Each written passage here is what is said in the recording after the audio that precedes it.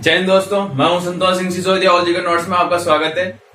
आज हम बात करेंगे अपने जो पिछले वीडियो में अपने टॉपिक चल रहा था प्राचीन सभ्यताओं, उसी को आगे बढ़ाते हुए आज बात करेंगे हम बेराट सभ्यता के बारे में। बेराट सभ्यता के बारे में जानेंगे कि क्या बेराट सभ्यता कहाँ की है, किस प्रकार से इसकी खोज की किसने की और क्या क्या इसमें अवशेष मिले, इसकी क्या विशेषताएं हैं, क्या इसके प्राचीन नाम क्या है इसका। तो ठीक है, आगे बढ़ते हैं। बेराट सभ्यता, बेराट सभ्यता जानते हैं बेराट सभ्यता है कहां की। बेराट सभ्यता है अपने विराट नगर जयपुर की। प्राचीन समय में जयपुर को विराट नगर के नाम से जाना जाता था। जयपुर कहाँ है अपने नक्शे में देख लेते हैं, तो ये है अपने जयपुर। ठीक है, अब बात करते हैं अपने खोजकर्ता की। खोज किसने की इसकी, तो खोजकर्ता दयाराम साहनी।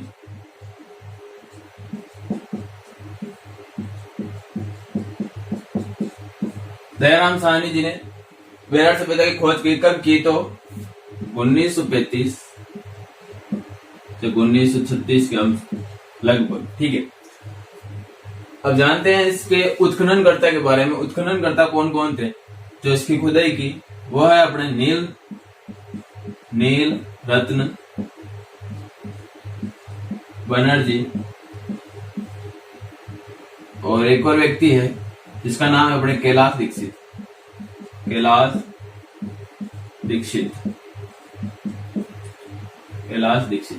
ठीक है, यह है अपने खुदाई करने वाले या उत्खनन करता।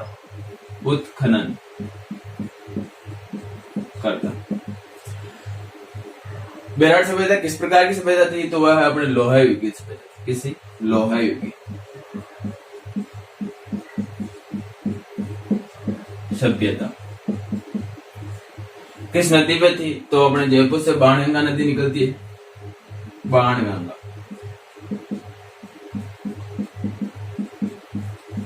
नदी के किनारे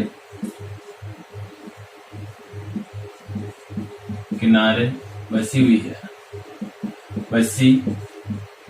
हुई है बेराट सभ्यता। ठीक है, बाणगंगा नदी किनारे बसी हुई बेराट सभ्यता। अब इसका उपनाम क्या है, तो उपनाम है इसका प्राचीन युग की चित्रशाला।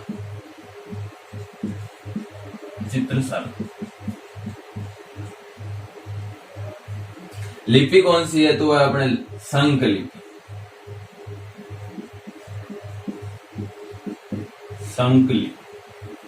ठीक है, अब आगे बढ़ते हैं और इसके अवशेष के बारे में जानते हैं कि इसमें कौन कौन से अवशेष मिले। तो इसको मैं रब कर देता हूं।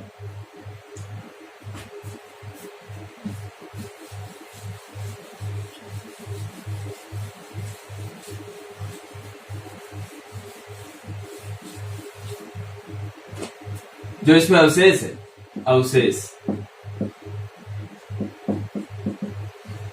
इसमें डूंगरियां मिली। बीजक डूंगरी, भीम डूंगरी,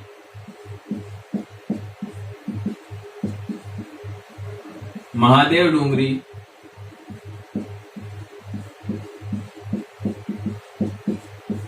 और गणेश डूंगरी।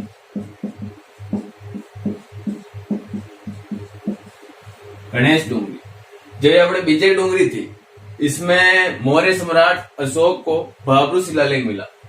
तो पहला पॉइंट, कैप्टन बर्ट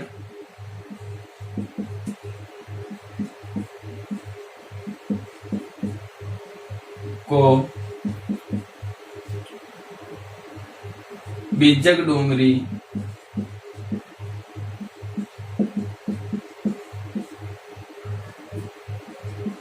डूंगरी से मौर्य सम्राट अशोक का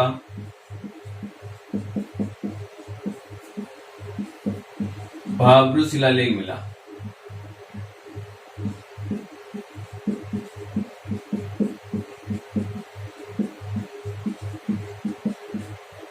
ठीक है। कैप्टन भट्ट को विजय डूंगरी से मौर्य सम्राट अशोक का भाब्रू शिलालेख मिला। और अपने महाभारत काल के समय की बात करते हैं तो जो अपने पांडव थे महाभारत समय में, जिनको कि अज्ञातवास मिला था, वन में रहने के लिए उनको जो दिया गया था उनको, तो अज्ञातवास के समय महाभारत समय में महाभारत समय में पांडवों ने बेराट में कुछ समय बिताया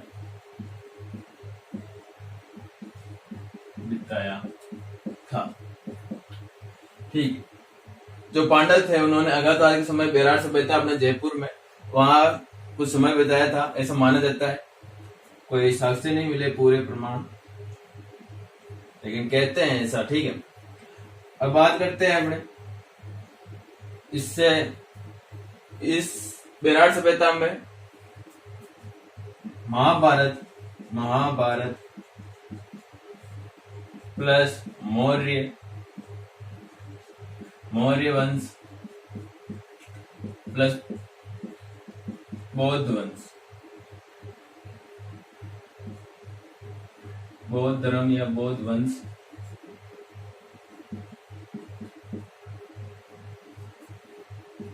बराबर बेराट।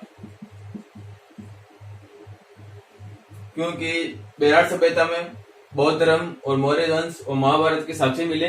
ठीक है। और अब जानते हैं अपने, आगे बढ़ते हैं। इसको मैं मिटा देता हूं।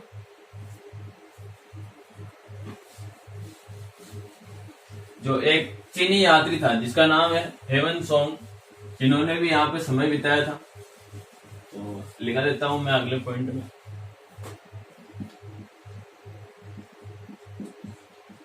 चीनी यात्री हेवन सोंग ने बेराट में कुछ समय बिताया। अब बात करते हैं सिक्कों के बारे में। तो सिक्के कौन कौन से मिले? तो सूती कपड़े में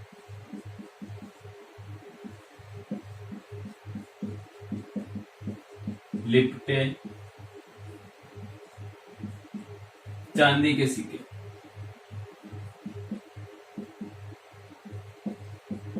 चांदी के सिक्के मिले।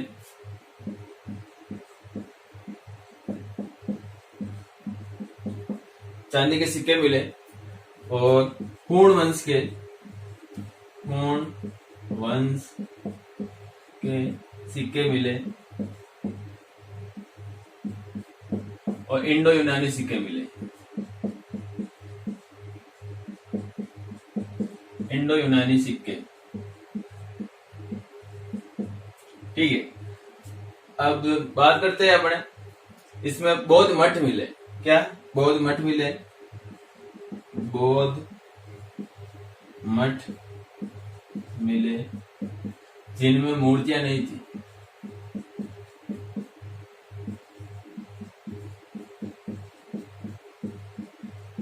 थी।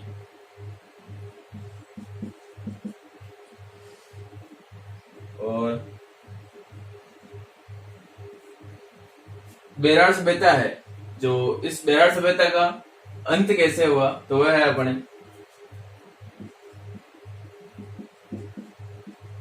बेराट सभ्यता का अंत।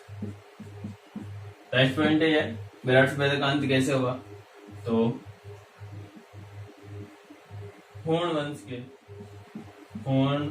वंश के सम्राट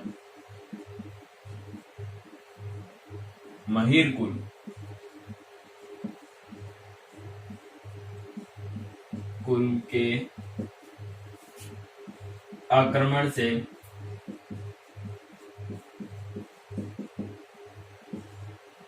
विराट सभ्यता का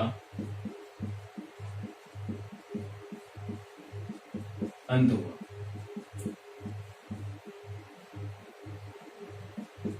ठीक है, ये पॉइंट मेन भी है, ये पूछा भी जाता है परीक्षाओं में, तो याद रखना ना। विराट सभ्यता का अंत कैसे हुआ? तो हुण वंश के सम्राट महिरकुल के आक्रमण से विराट सभ्यता का अंत हो गया। ठीक है, ये वीडियो कंप्लीट हो गई। मिलते हैं अगले वीडियो में, तब तक के लिए जय हिंद जय भारत। और अपने ऑल जी के नोट्स चैनल को सब्सक्राइब भी कर दे और बेल आइकन को दबा दे, जिससे कि आगे की वीडियो और जो मैंने पीछे जो वीडियो बनाई है उसको भी देखें। और विराट सभ्यता में टॉपिक चल रहा है अपने, तो मिलते हैं अगले वीडियो में। जय हिंद जय भारत।